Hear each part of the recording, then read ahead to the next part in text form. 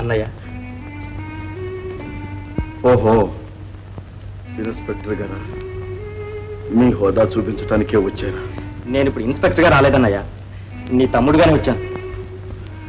ఈ కూనీలకి దొంగతనాలకి కారణమైన బందిపోటు దొంగల రహస్యాన్ని నువ్వెందుకో దాచి పోలీస్ పనికి చాలా ఇబ్బంది కలిగిస్తున్నావు.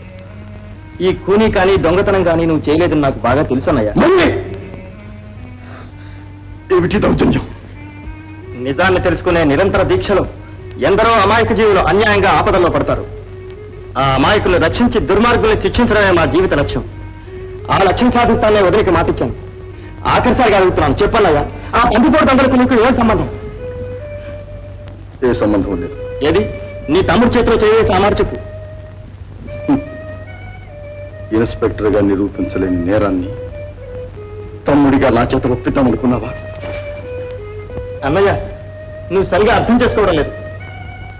తండ్రి లేని లోటు లేకుండా చిన్నప్పటి నుంచి నన్ను పెంచి విద్యాబుద్ధులు చెప్పించి బిఏ వరకు చదివించింది ఎవరు?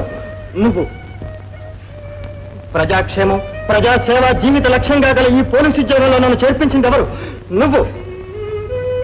ఈనాడు నా చేత అన్యాయంగా ఒక అమాయక జీవిని చేతికి బేడీలు వేయించి జైల్లో పెట్టించింది ఎవరు? నువ్వు. ఇదంతా నీ మూలంగానే జరిగింది. నిజాన్ని దాచిపెట్టి నీ వారినంతటి నరకయాతన పెడుతున్నావు. అన్నయ్య, నీ కాళ్ళు పట్టుకుంటారు. ఇప్పటికైనా నిజం చెప్పన్నయ్యా. నా కోసం కాకపోయినా వదిలి కోసం, రాధ కోసమే నా నిజం చెప్పన్నయ్యా. అన్నయ్య, అన్నయ్య. తమ్ముడు, మోహన్, ఈ ఉద్యోగం వదిలేసి నా మాట విని ఈ పని మానేసి ఎక్కడికైనా వెళ్ళిపో మోహన్. పారిపో మోహన్, పారిపో. నేను రిక్షారావుడు తమ్ముణ్ణి. జయంబు నిశ్చయమ్మురా, భయమ్ము లేదురా, జంకు గంకు లేక ముందు సాగిపోమ్మురా అనే సూత్రాన్ని నువ్వే నాకు ఉగ్గుపాలతో నేర్పావు.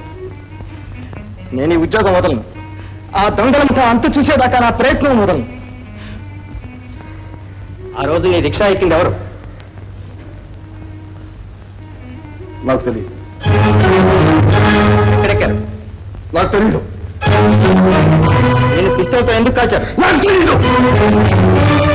దెబ్బతిన్న తర్వాత ఏం జరిగింది? నీకు తెలియదు.